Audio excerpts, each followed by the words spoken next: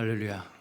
네, 주일 오전 예배에 함께 하신 사랑하는 성도님들 한 분 한 분 주님 안에서 축복하고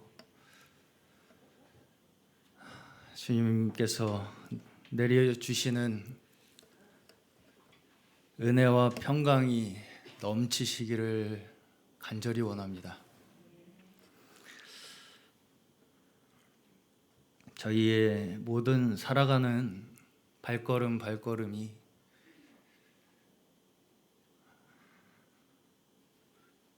하나님께서 저희에게 그분의 일하심을, 역사하심을 증거하시기 위해서 가르치시는 것이라고 믿습니다. 정말 우리가 때로는 우리의 마음과 우리의 원함과 다르게 뭔가 우리의 삶이 흘러가는 것 같이 느껴질 때도 있지만, 그럼에도 불구하고 우리가 늘 다시 한번 주님 앞에 나아가는 것은 우리의 삶 그 자체가 기적입니다. 우리의 존재 자체가 기적이고요. 이 우주가 존재한다는 것 자체가 기적입니다. 하나님의 은혜예요. 그 모든 것이. 그 안에서 우리는 하나님이 여호와이심을 깨닫는 것입니다. 이 시간에 우리 모두가 정말 진정 이 우주 만물의 주인이신 하나님께서 우리의 여호와이심을 믿고 의지하는 저희 모두 되시기를 간절히 원합니다. 오늘 저희 함께 나눌 말씀 함께 봉독하셨듯이 요한복음의 말씀에서 주님께서 저희의 거할 처소를 예비하시겠다고 하시는 그 말씀을 함께 보면서 묵상하려고 합니다. 저번 주에 저희는 시민의식이라는 말씀 제목으로 함께 말씀을 나눈 바 있습니다. 기억하실지 모르겠습니다. 우리가 하나님께서 택하신 백성들로서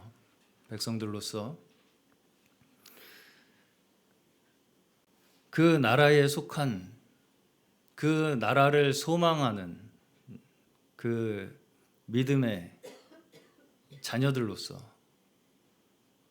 우리가 한 걸음 한 걸음 이 땅에서는 그러면 과연 어떻게 우리의 삶을 이루어 나가야 하는가에 대해서 제가 결국 말씀을 드릴 때 우리의 믿음과 우리의 실제의 삶에서의 결국은 조화되는 지점이 어디여야 한다라고 제가 말씀을 드렸냐면, 결국은 우리가 이 땅에서 실제로 하나님의 백성, 하나님의 나라의 시민들로서 살아가는 우리의 자세, 우리의 태도, 거기에서부터 사실은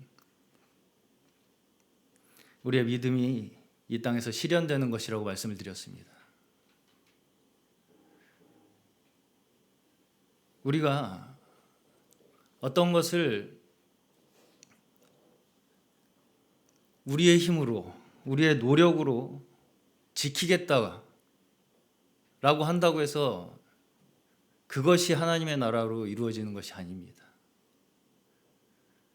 하나님께서 이루시고자 하는 나라는 오직 하나님께서 우리에게 보여주시고, 하나님께서 우리에게 계시하시고, 하나님께서 우리를 인도하시는 그 하나님의 역사로 말미암아서만이 하나님의 나라는 이루어지는 거예요.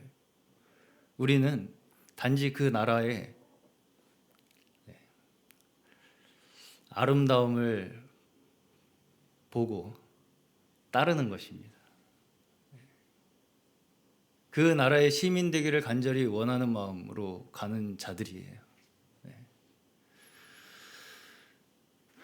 그래서 우리에게는 그저 하나님께서 어떤 나라를 이루시고자 하는가를 하나님께서 말씀하신 대로 우리가 듣고 깨닫고 알게 되면 그 누구든지 사실은 그 나라의 국민이 되기를 원할 수밖에 없는 그러한 완전한 나라가 바로 하나님 나라라는 것입니다.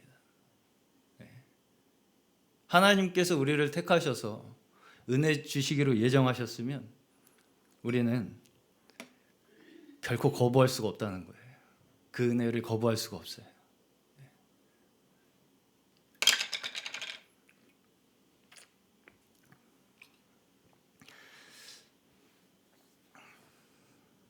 하나님께서 구약에서부터 일관되게 사실은 성경에서 이루시고자 계획하신 것이 바로 하나님의 나라였습니다. 창조의 목적부터 창세기에서 우주 만물을 창조하신 그 목적부터가 사실은 하나님께서 자신의 나라를 이루고자 하셨던 거예요. 창세기에서부터 이제 보시면 하나님께서 천지를 창조하시는 것으로 성경이 시작되죠. 그리고 인류를 창조하십니다. 그렇지만 곧 인류가 하나님을 거역하고 타락하게 되죠. 그리고서는 결국 어떻게 됐습니까? 죽음에 이르렀어요. 아담과 하와가 죽었어요? 살았어요? 죽었죠. 우리는 하나님을 우리가 만나지 못했던 우리는 죽었어요? 살았어요? 죽었죠. 우리는 죽음의 권세에 속해 있던 자들입니다. 다.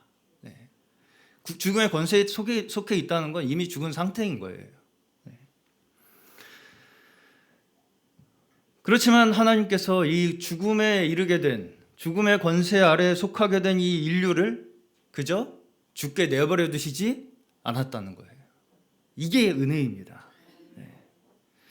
여기서부터 사실은 하나님께서 계획하신 하나님의 영원한 계획이 실현되기 시작한 거예요. 하나님께서는 사람에게 창세전부터 영원전부터 은혜 주시기를 작정하셨다고 그랬어요. 계획하셨어요. 예정하셨어요. 우리에게 은혜 주시기로. 그리고 전지전능하신 그 하나님의 주권으로서 하나님께서 계획하시고 하나님께서 실행하심으로써 그분이 택하신 사람들에게 은혜 주시고 그분의 백성들을 이끌어내시고 구원하시는 그 모든 역사를 하나님께서 직접 다 이루어 가신 것입니다. 하나님께서 이루신 거예요.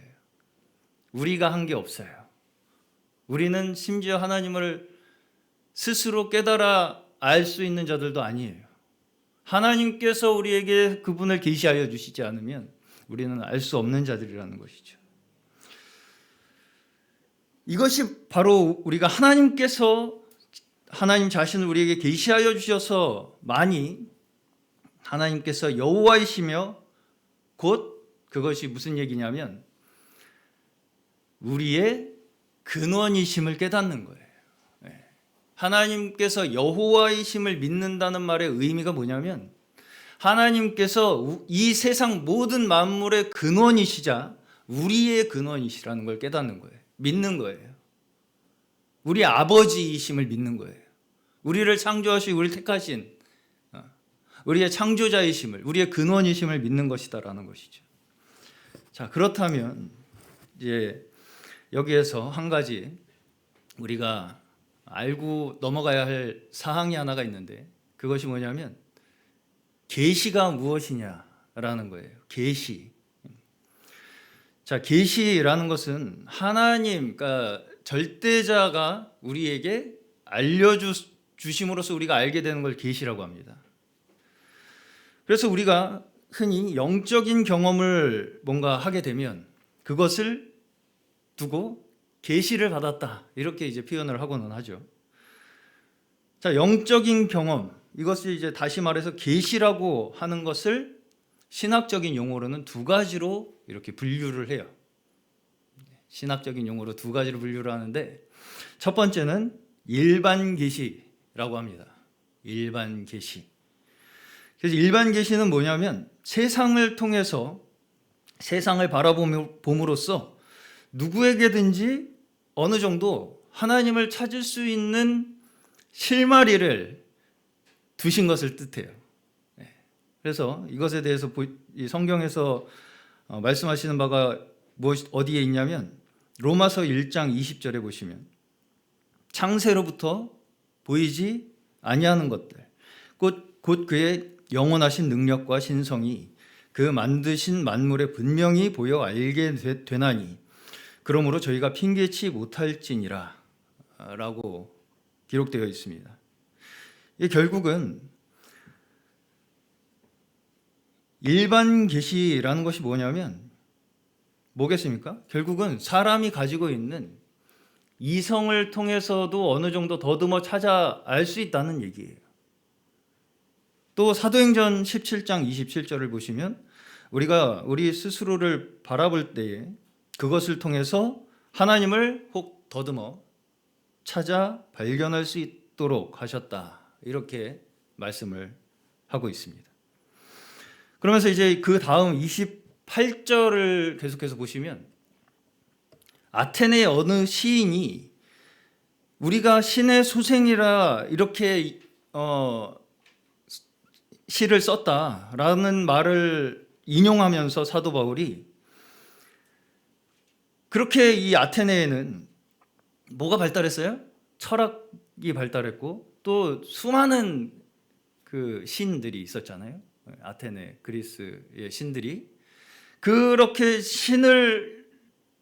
우상을 수많은 신을 숭배하고 또 그렇게 자신들의 철학으로 스스로의 근원과 존재의 이유를 깊이 탐구했던 그 아테네 사람들조차도 그 속에서 뭘 찾아서 이렇게 발견하려고 했냐면 우리를 존재하게 한 근원이 있을 것이라는 그런 생각을 했었다는 것이죠. 너희들도 그런 생각을 하고 있다라는 것을 사도 바울이 증거로 내세우면서 증명을 하고 있는 것입니다. 너희들이 생각하는 너희들이 근원이라고 생각하는 그 신이 바로 하나님이라는 것이죠.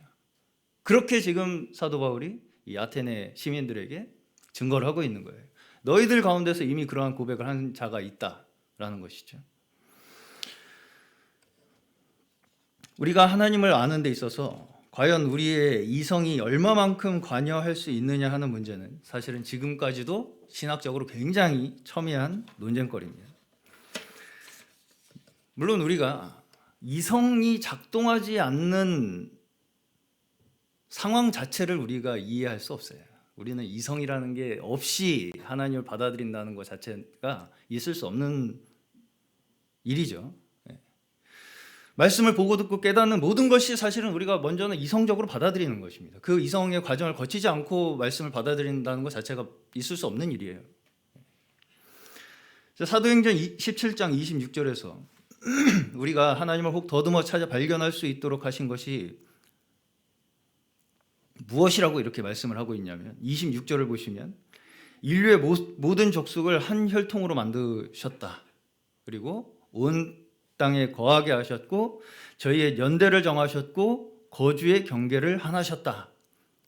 이것을 통해서 우리가 하나님을 혹 더듬어 찾아 발견할 수 있게 하신 것이다. 이렇게 말씀을 하고 있어요. 자, 첫 번째로는 뭔가요? 우리가 다 한 조상으로 나왔다는 것입니다. 한 조상으로 나왔다는 거예요. 전에도 제가 한번 말씀드린 바가 있지만 유전학적으로도 우리 인류는 조금 인종이 다르다고 해서 조상이 틀리지 않아요. 그렇겠죠? 다른 원숭이가 진화해서 뭐 다른 인종이 되진 않았겠죠. 그렇다면은 서로 말하자면은 뭐라 그래야 되나요?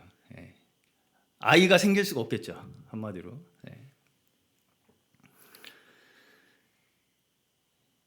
이거는 그저 우리가 논리적으로 조금만 생각해봐도 이미 2000년 전에서부터 인류는 한 사람으로부터 시작되었다는 것은 어느 정도 다 생각을 하고 있었다는 거예요. 두 번째로는 온 땅에 거하게 하셨어요. 우리가 왜 이 땅에 존재하는지, 인간이란 존재가 왜 이 땅에서 이렇게 살고 있는지에 대한 의문이에요. 왜 인류는 이 땅에 이렇게 발을 붙이고 존재하고 있는가? 세 번째는 연대를 정하셨다고 그랬어요. 왜 지금 우리가 살고 있어? 하필 2022년에 우리는 이 동시대에 우리 여기 계신 분들과 함께 같은 시대를 살고 있나요? 이유를 아시는 분이 있으신가요? 저는 잘 모르겠는데. 네 번째는 거주의 경계를 하나 하셨다. 정말 이 모든 걸 다 조합해 봤을 때 우리가 만난 건 기적입니다. 그렇죠? 네. 왜 우리가 지금 하필 이 아시아의 큰 대륙에 조금 이렇게 붙어있는 대한민국이라는 반도 땅덩어리에서 태어나가지고 그것도 반으로 갈라져가지고 그 밑에 어떻게 해서 우리가 이렇게 여기에 이 2022년이라는 시대에 대한민국이라는 땅에서 한국인으로 태어났는가?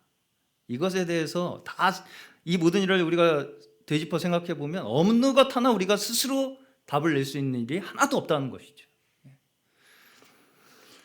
그래서 결국은 이게 뭐냐면 모든 인류에게 해당되는 질문이라는 것인데, 나는 어디에서 왔으며 나는 누구이고 나는 왜 지금 여기에 존재하고 나는 그럼 어디로 가고 있는가에 대한 모든 인간이 가질 수밖에 없는 이 풀지 못하는 숙제, 그럼에도 불구하고 모든 인류가 늘상 고민할 수밖에 없는 이 고민거리, 이것이 바로 우리가 처한 이 우리 스스로 풀 수 없는 이 상황 자체가 하나님께서 우리에게 하나님 자신을 혹 더듬어 찾아 발견케 하시는 하나의 단서들이라는 거예요.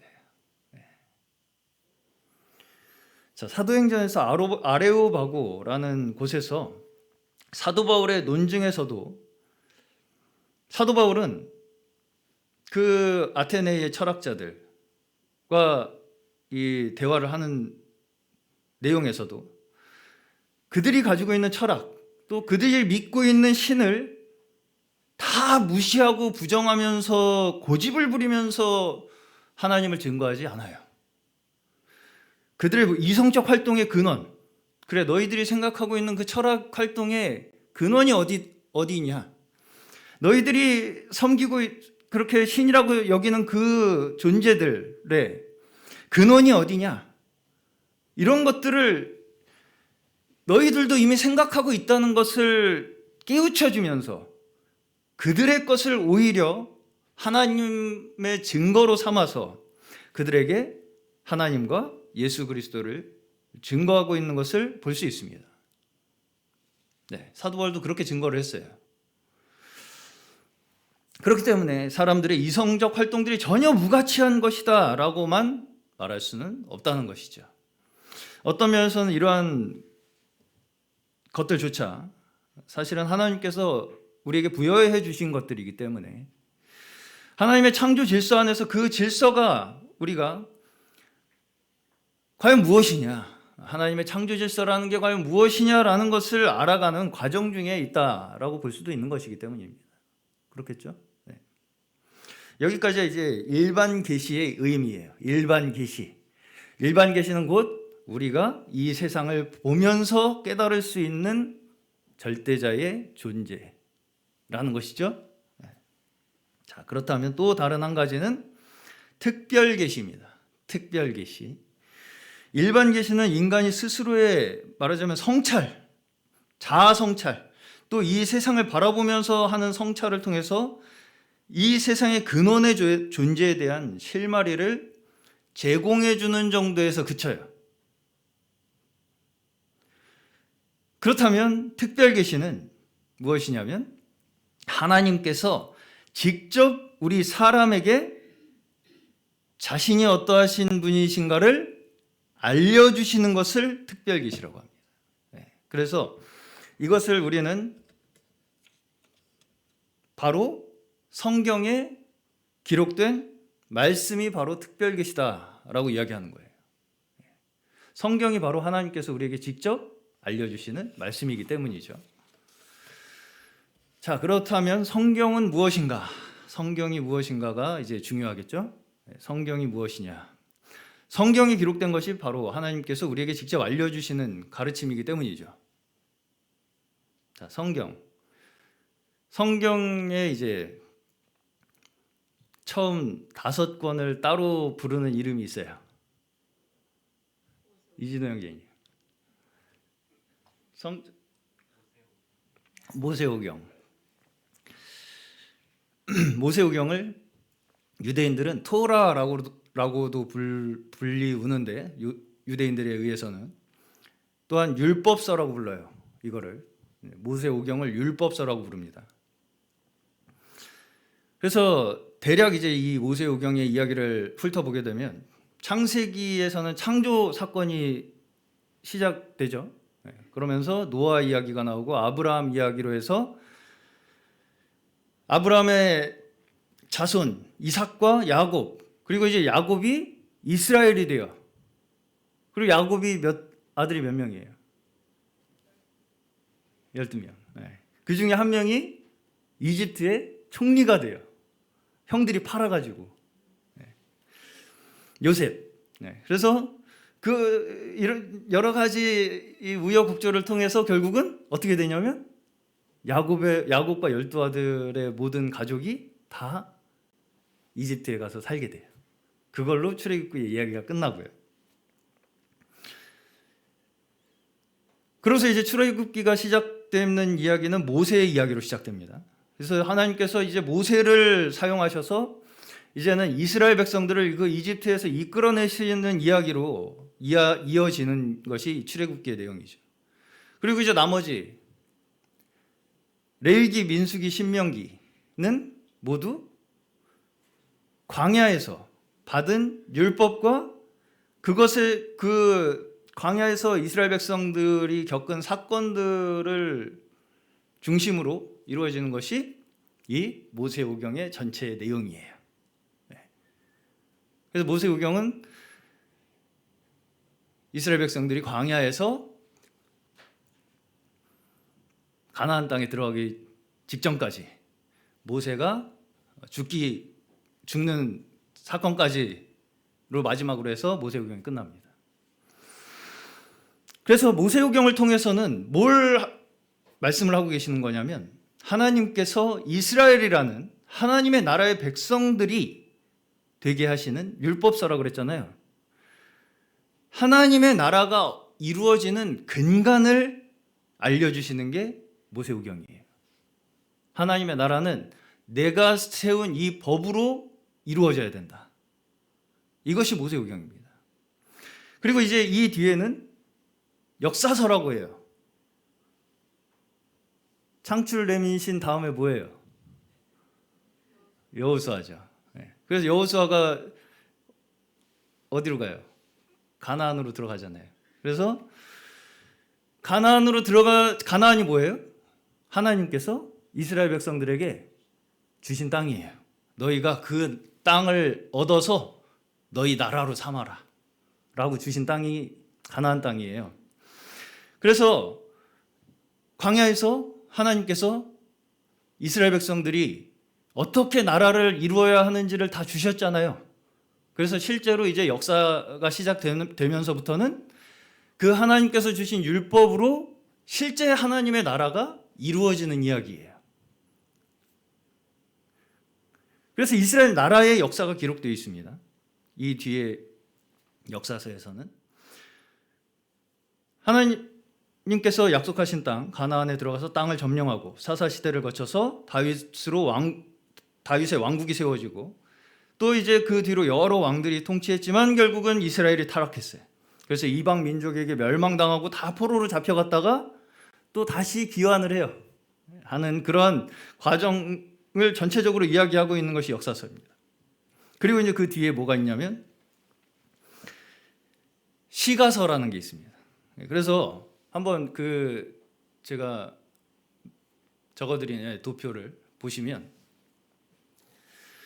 전체 이 성경의 구조를 좀 아시면 이해하시는 데 좀 도움이 되실 텐데, 자, 모세오경 다음에 그 모세오경의 율법으로 말미암아서 이루어진 역사, 그 역사를 시가서라는 건 뭐냐면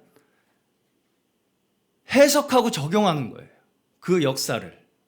네. 하나님께서 이루시는 그 나라, 자, 시가서는 대체적으로 다 누가 썼어요? 다윗과 솔로몬이 썼어요. 네. 그래서 실제적으로 하나님의 왕국을 통치하는 데 있어서 율법을 어떻게 적용해야 하느냐에 대한 해석의 책이 시가서예요. 시편, 잠언, 전도, 아가. 그래서 시편은 거의 대부분이 다윗이 왕국을 소망하는, 왕국을 바라보는 찬양으로 돼 있죠. 그리고 잠언은 하나님의 나라의 지혜를 이야기하는 것이고 또 교훈을 알려주시는 것이고요. 전도서는 우리가 반드시 하나님의 백성이 되기 위해서 가져야 할 기본 태도예요. 인간이 기본적으로 가져야 할 태도. 그리고 이제 마지막 아가서에서는 우리를 어떻게 하나님께서 사랑으로 인도하시는가 라는 그 모든 하나님께서 우리를 그 하나님의 백성으로 삼으셔서 역사 가운데 우리와 함께 하시는 그 하나님을 우리에게 설명해 주는 게 시가서라는 것이죠. 그리고서 그 뒤에 마지막에 이제 선지서로 마칩니다. 선지서가 17권이에요. 그 뒤에 예언서라고도 합니다. 이 예언서는 뭐냐면 결국은 이스라엘이 하나님을 거역해서 멸망하게 되잖아요. 그 상황을 설명해요. 왜 너희들이 멸망하게 되는지. 그리고 불순종하는 죄의 대가가 무엇인지를 더욱 명확하게 알려주시고 결국은 거기에서 하나님께서 어떻게 인도하실 것인지까지 알려주시는 게 선지서예요. 어떻게 해서 하나님께서 그 모든 역사를 통해서 하나님의 나라를 이루어 가실 것인지에 대해서까지 선지서에서 선지자들이 예언하고 있다는 것이죠. 자, 그러면 신약은 어떻습니까? 신약이 1대1로 대응됩니다. 복음서가 구약의 사실은 모세오경의 위치에 있는 거예요. 예수님께서 사실은 우리 이제 진정한 하나님의 나라의 통치를 시작하시는 데 있어서의 사실은 창조의 역사라고 볼 수가 있는 것이고요. 그래서 그 다음에 그 복음서에서 이루어진 하나님의 구원의 역사를 통해서 이루어진 역사가 뭐예요? 사도행전이에요. 그래서 역사서는 신약에서 역사서는 한 권입니다. 사도행전 한 권. 그 사도행전을 통해서 하나님께서 이루신 이 신약의 은혜의 역사. 이 역사를 서신서는 어때요? 해석하는 거예요. 네. 그 신약의 그 사도행전에서 이루어진 그 교회들, 사도들이 일으킨 교회들, 사도들이 사역한 그 교회들에서 일어난 여러 가지 일들을 우리가 어떻게 복음의 눈으로 바라봐야 할 것인가를 서신서에서 사도들이 다 설명을 하잖아요. 네. 그 교회에서 일어났던 일들. 그렇기 때문에 서신서가 곧 그 모든 하나님의 역사를 설명하고 있다는 것이죠. 서신서는 21권입니다. 예언서는 마지막 요한계시록 한 권이에요. 마찬가지로 마지막에 하나님의 그 모든 역사를 하나님께서 어떻게 이루어지고 끝마치실 것인지, 또 어떻게 하나님께서 모든 악의 세력을 심판하실 것인지, 하나님을 불순종한 결과가 어떻게 될 것인지, 이것을 마지막 요한계시록 예언서 한 권에서 우리에게 계시하시면서 성경이 마쳐집니다. 이것이 성경의 전체 맥락입니다. 맥락이에요. 결국은 뭐예요? 보시면 성경의 이야기가 뭘로 이루어져 있어요? 뭘로 이루어져 있어요? 성경은 결국은 역사예요. 그렇죠? 모세오경의 역사를 하나님의 역사가 시작이 되어서 거기에서부터 쭉 이어져 나온 게 다 하나님의 역사가 어떻게 해서 이루어졌고 그걸 우리는 어떻게 바라봐야 하는 것인가를 이야기하는 것이 성경의 전체 내용이라고요. 그렇죠? 특별 계시는 뭐예요, 그러면? 결국은 하나님의 역사예요. 하나님의 역사예요. 우리가 이 역사를 하나님의 역사로 바라보게 하는 것이 특별 계시예요. 우리를 인도하시고 우리와 함께 하시는 그 하나님, 그분 자신을 어디서 보여주세요? 역사를 통해서. 그럼 그 역사는 우리의 역사도 포함되어 안 돼요? 되죠. 우리의 삶을 통해서도 여전히 하나님께서는 어때요? 특별 계시를 계속해서 주시는 거예요. 그렇겠죠? 네. 우리의 삶 그 자체가 어떤 면에서는 하나님이 우리에게 주시는 계시라고요. 그래서 저는 그래서 이 부분에서 사실은 일반 계시라는 것과 특별 계시가 사실은 우리가 이 역사를 어떻게 바라보느냐에 대한 인간의 관점에서 나누는 분류이지, 사실은 하나님의 관점에서는 그저 하나님께서는 하나님의 그분의 역사를 하실 뿐이에요. 이루어 가실 뿐이고, 우리가 하나님의 역사를 믿음의 눈으로 바라볼 것인가, 사실은 우리가 하나님의 백성이 될 것인가에 관건이 달려있다는 것이죠. 물론 하나님의 언약이라는 측면에서 볼 때 하나님께서 택하신 백성들을 인도하시고 그 가운데서 역사하시는 특별한 역사가 있는 것은 사실이죠. 그렇지만 그 역사조차도 사실상 하나님께서 세상을 창조하시면서 태초부터 세우셨던 계획이었기 때문에 그 뜻으로 말미암아서 결국 이 모든 역사는 여기까지 흘러온 것입니다. 그리고 앞으로도 흘러갈 것이고요. 하나님의 역사의 계획에 따라, 예정하심에 따라. 자, 조금 다른 각도에서 말씀을 드려보겠습니다. 사람이 영적인 느낌을 받게 되는 경험이 있대요. 몇 가지가. 그 중에 하나가 뭐냐면 우주에 나간 우주인들,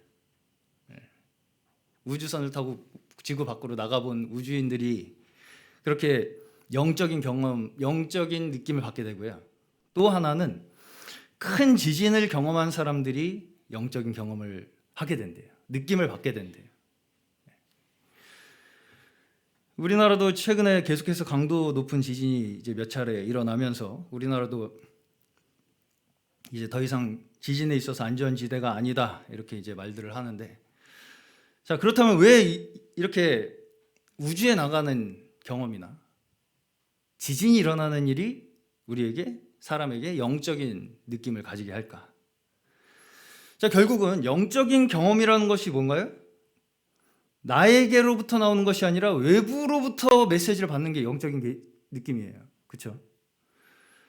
왜 그렇게 생각이 드냐면, 사실은 결국은 생각을 해보면 우리가 너무 당연하게 느끼던 것들, 우리가 이 땅이 그냥 이렇게 있는 거는 우리한테 너무 당연한 일이잖아요. 이게 당연하다고 생각한 것이 사실은 보니까 당연하지가 않은 거예요.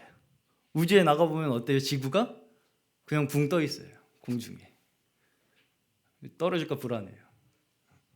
막 돌아가고 엄청나게 빠른 속도로 공전하고 자전하고.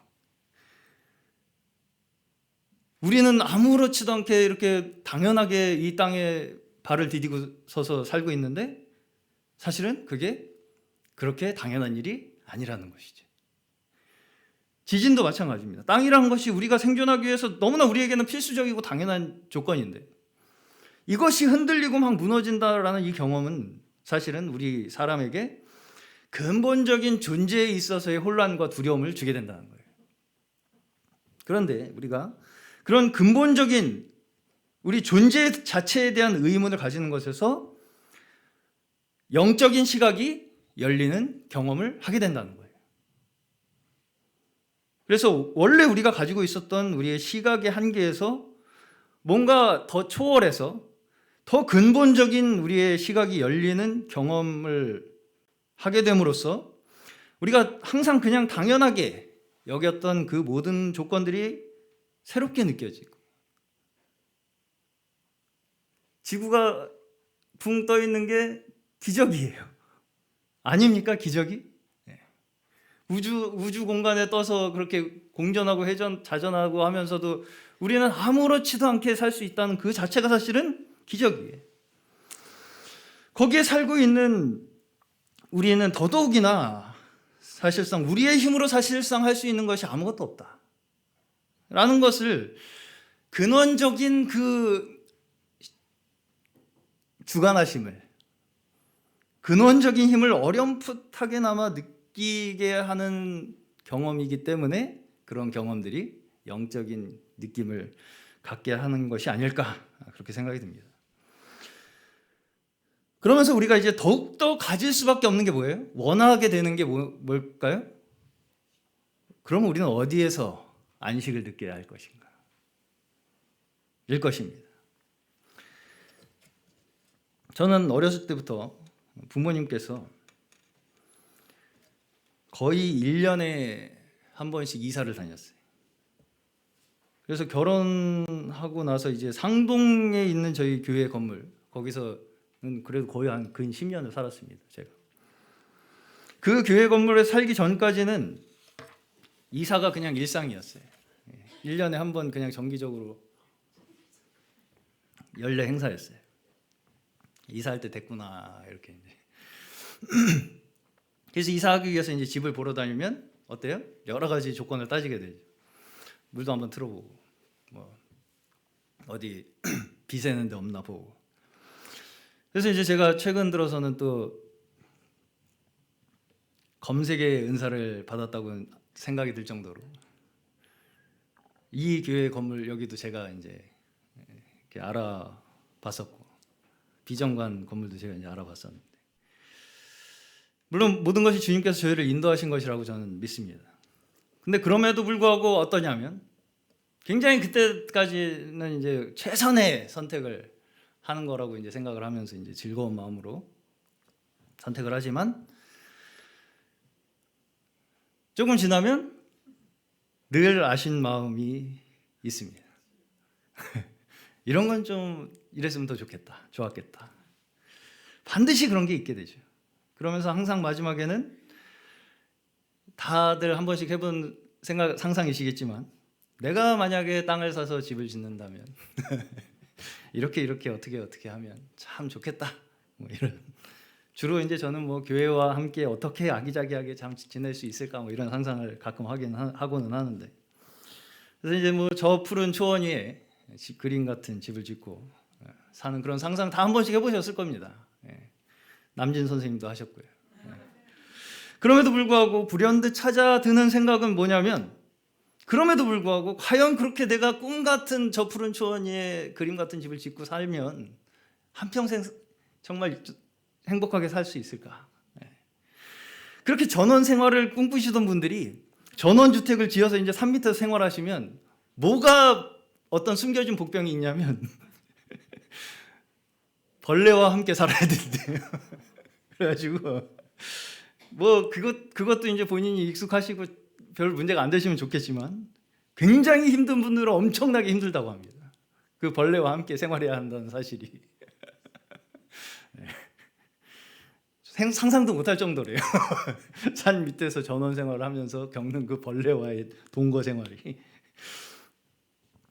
우리나라에도 한동안 천당 밑에 동네가 있어요. 분당. 천당 밑에 분당이라는 말이 있었는데 지금은 아닌가 보네요.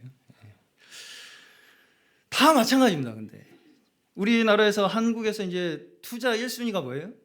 부동산이죠. 다 거의 대부분의 재산이 다 집에 들어가 있습니다. 그렇죠? 한 사람의 개인의 재산이 거의 대부분 집에 들어가 있다고요. 그걸로 사람의 경제력을 가늠하기도 하고 더 좋은 집으로 이사 가는 것이 성공의 척도인 것처럼 생각하죠. 그런데 참으로 아이러니한 것은 전에도 제가 한번 말씀드린 바가 있지만 좋은 집을 마련한 다음에 그 집을 위해서 일하고 돈 버느라고 막상 집에서 있을 시간 별로 없어요. 뭐 그래도 집이 좋으면 좋겠죠. 우리가 현실적으로 볼 때도 이 세상에서 우리가 완전히 만족할 수 있는 집은 없다는 것입니다. 없어요. 아무리 좋은 집에 살아도. 왜 주님께서는 우리에게 이렇게 어디에 사는 것이 이렇게 안정스러운 환경을 허락하시지 않았을까요? 여기서 한 가지 재미있는 사실은 뭐냐면 구약에서는 특히 집이나 건축에 관한 구체적인 언급이 굉장히 많이 나와요. 특히 이제 심지어 이스라엘에게는 특정 지역을 너에게 주겠다 이렇게 약속을 하시죠. 그런데 신약에서는 주님께서 우리에게 먹고 마시고 입는 것까지도 돌보신다고 하시면서도 어디에 살아라라고 하는 말씀은 없다는 거예요. 신약에서는 없어요.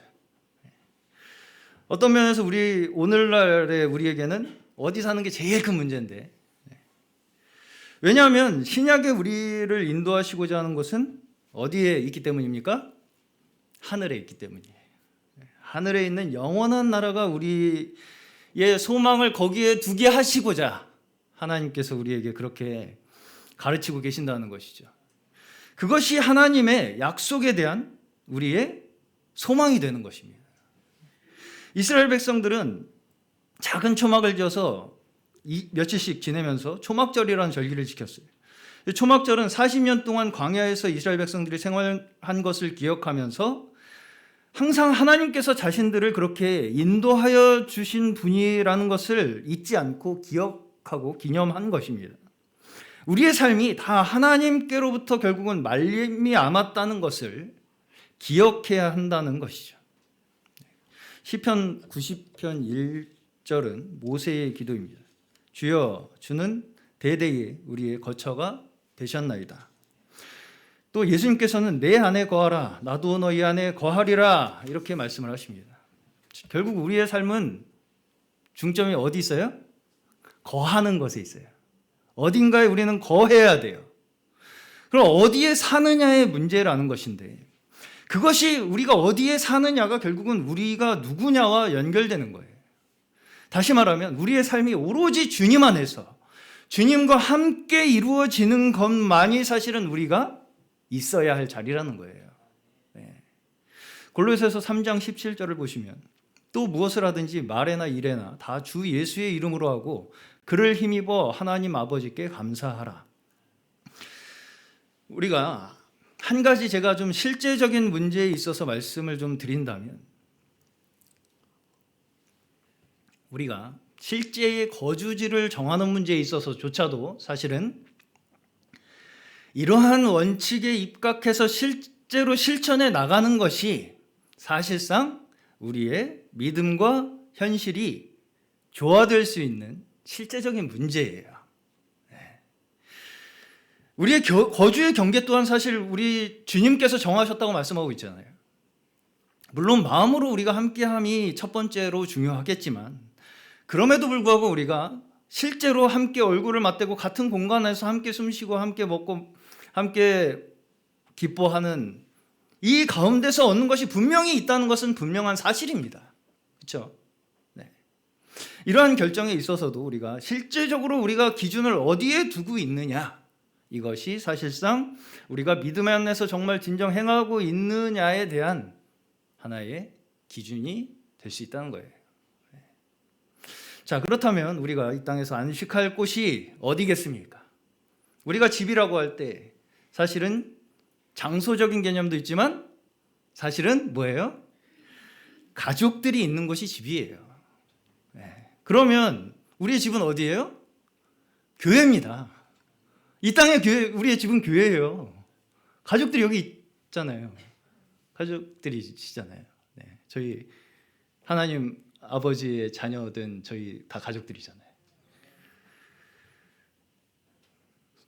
사랑하는 우리 성도 여러분들께서 교회와 우리 성도가 우리의 가족이고 우리가 있어야 할 집이라는 것을 믿으시기를 축원합니다. 우리는 하나님 아버지의 자녀들로서 한 가족이 되었어요. 주님께서는 우리 이웃을 내 몸처럼 사랑하라 이렇게 말씀하셨습니다. 주님의 시각에서는 온 인류가 자녀예요. 사실은 하나님이 창조하신 모든 사람을 하나님께서는 사랑하세요. 내 가족이나 우리 교회 사람들만 우리가 사랑할 사람들이 아니고 우리가 하나님의 나라의 시민들로서, 제가 저번주에 말씀드렸다시피 우리가 가져야 할 하나님의 나라의 시민 의식을 가지고 사는 사람들로서 우리는 마땅히 모든 사람에게 하나님의 통치의 그 원리, 가장 중요한 원리인 사랑을 집행해야 할 자들이라는 것을 다시 한번 기억하시기 바랍니다. 우리가 사랑으로 하나님의 통치를 집행하는 자들이에요. 네. 사람들은 어때요? 너무나 안식을 찾아 헤맵니다. 내가 어디에 안식해야 할 것인가를 찾아 헤매는 게 인간이에요. 그 안식이 어디예요, 결국? 내가 혼자 집에 있으면 안식이 됩니까? 네. 어느 누군가입니다, 결국은. 우리가 안식할 곳은 어느 누군가예요. 네. 우리나라 자살률이 계속해서 1위예요. 혼자서 그렇게 집에서 살다가 극단적인 선택을 하는 사람들이 그렇게 많다는 거예요. 그래서 제가 이제 자살자들의 유서를 인터넷에서 한번 보게 된 적이 있는데 그 원인이 그냥 뭐 살기 싫어서가 아니에요. 벼랑 끝에 서서 누군가의 손길을 기다리는 사람들이 너무나 많아요. 아무도 자신을 믿어주지도 않고 자신의 말을 들어주지도 않는 그 상황 속에서 아무도 손 내밀어 주지 않고 주변에 아무런 의지할 곳이 없는 그러한 깊은 절망 속에서 극단적인 선택을 혼자 하게 되는 것입니다. 그리고 그 유서 속에는 늘 뭐가 있냐면 가족에 대한 그리움과 아쉬움들이 들어있어요. 부모님께 미안하다는 내용이 제일 많더라고요. 물론 그것이 옳은 결정이라는 얘기는 아닙니다. 단지 우리 인간이 타락함으로써 발생한 서로 나뉘어진 결과, 분열된 결과가 결국은 이 모든 것의 원인이라는 얘기입니다. 그리고 이 문제는 단지 사회적으로 약자인 사람들한테만 일어나는 일도 아니에요. 다 아시겠지만 정치인들, 연예인들, 심지어 사회적으로 성공한 사업가들조차도 이 문제에 있어서는 피해가지 못하는 일이에요. 사실 우리 또한 누구보다 더 잘나서 여기 있나요? 내가 만약 외로우면 누가 날 위로해 줍니까? 힘들고 지쳐서 낭망하고 넘어져 일어날 힘 없을 때 누가 우리를 붙들어 줍니까? 주님께서는 우리의 인생의 무거운 짐을 주께 맡기라고 했어요. 인생이 힘들고 고난이 겹칠 때 주님여 날 도와주소서. 있는 모습 그대로 우리가 주님 앞에 나아갈 때에 주님께서는 우리를 결코 정죄하지 않으세요. 그리고 그 모든 약함을 안아주시고 용서하시고 위로하여 주시는 분이십니다. 이것이 바로 우리가 교회로서 하나님의 나라의 백성들로서 이 땅에 존재하는 이유인 줄로 믿습니다. 우리가 먼저 주님 안에 하나가 되어서 우리를 통해서 주변에 있는 그 모든 외로운 사람들에게, 영혼들에게 하나님의 사랑을 전하는 자들이 바로 우리 교회인 줄로 믿습니다. 우리 한 사람 한 사람이 사실상 하나님 나라의 백성들로서 그 나라를 이루는 한 사람 한 사람의 요소들이에요. 나 한 사람의 믿음이 결국은 이 세상을 천국으로 만들 수도 있고 메마른 광야로 만들 수도 있다는 것입니다. 우리 주의 자녀들은 세상의 세력에 굴복하고 그냥 거기에 떠내려가는 자들이 아니고 하나님의 나라가 이미 믿음으로써 우리 마음속에 이루어진 자들이에요. 그래서 어두운 세상 가운데 우리는 빛으로 나타나는 자들이고요. 썩어져가는 이 세상의 소금으로서 존재하는 자들 되시기를 소망합니다. 오늘 말씀에 보시면 이 장면이 뭐냐면 주님께서 십자가에 달리실 것에 대한 말씀에 대해서 베드로가 근심하니까 주님께서 하시는 말씀이에요. 여기서 이제 베드로가 주여 어디로 가시나이까? 이게 이제 유명한 쿠어바디스 도미네라고 하는 이 구절입니다. 제자들의 근심은 뭐겠습니까? 결국은 예수님이란 분이 옆에 있었어요. 예수님이 옆에 있으면 어떤 느낌일까요? 전혀 갈등이나 흔들림이 없어요. 모든 해답을 다 가지고 계시고 어떤 문제든 다 해결하세요. 어딜 가든지. 죽은 사람도 살리시고. 이런 분이 옆에 있으면 얼마나 든든하겠습니까? 아무 걱정할 게 없어요. 근데 이분이 십자가에 가신다니까 얼마나 걱정이 되겠습니까? 제자들이. 그렇지만 주님께서는 뭐라고 말씀하시냐면 하나님을 믿으니 또 나를 믿으라. 지금 내가 하고자 하는 일이 무엇인지를 너희가 알면 절대 불안하지 않을 것이다 라는 거예요. 왜? 이제는 우리에게 제자들에게 주셨던 그 육신적인 안식뿐이 아니라 이제는 우리를 하나님 안에서 거할 수 있는 완전한 역사를 주님께서 이루시기 위해서 십자가에 가셔야 한다라는 것을 말씀하시는 거예요. 다시 말하면 우리의 모든 문제가 주님께서 그 십자가에서 해결해 주셔야만이 그제서야 우리는 뭐가 완전하게 부여받을 수 있어요? 하나님 나라의 시민권. 네. 하나님 나라의 시민으로서의 자격을 갖출 수 있게 되는 요건을 주님께서 주시기 위해서 십자가로 가시는 거예요. 누가복음 17장 20절에서 21절 마지막으로 보겠습니다.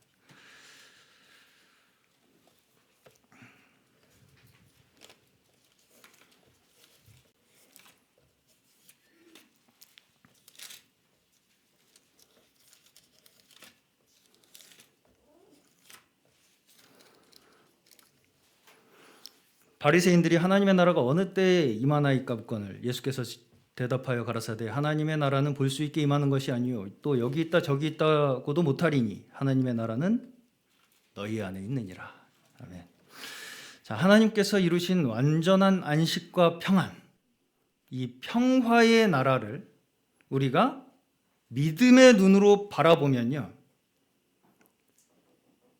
우리가 앞으로 하나님 나라에 들어갈 수 있어요? 앞으로 들어갈 수 있는 거는 물론이고요. 지금 우리에게서부터 시작된다는 거예요. 그걸 우리가 믿음의 눈으로 바라보면 지금부터 우리는 하나님 나라의 시민으로서 살 수 있게 된다는 것입니다. 이 믿음으로부터 저번 주부터 제가 말씀드린 하나님 나라의 시민의식, 이 하나님 나라의 시민의식조차도 우리가 그렇게 살고 싶다고 살 수 있는 게 아니에요. 하나님께서 우리에게 그 나라를 보여주심으로써 우리가 그렇게 살 수 있게 되는 거예요. 그 세상을 바라보는 관점과 태도가 근본적으로 변화되는 그 지점이 우리에게 하나님 나라가 시작되는 지점입니다. 세상에서 찾을 수 없는, 세상이 감당치 못할 사람들이 바로 우리 그리스도인들이고 교회인 줄로 믿습니다.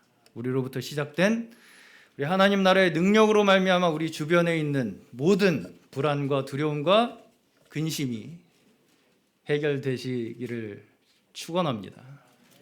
하나님께서 우리에게 이루신 역사로 우리는 그분이 여호와이신 줄 깨닫게 돼요. 우리에게 이루신 역사 이제까지 오직 우리는 모든 죄악과 사망의 권세를 물리치시고 이제는 완전하고 영원한 나라를 이루신 여호와 하나님을 믿음으로써 하나님 나라의 시민으로서의 축복을 누리며 살아가는 저희 모두 되시기를 주님의 이름으로 간절히 축원합니다.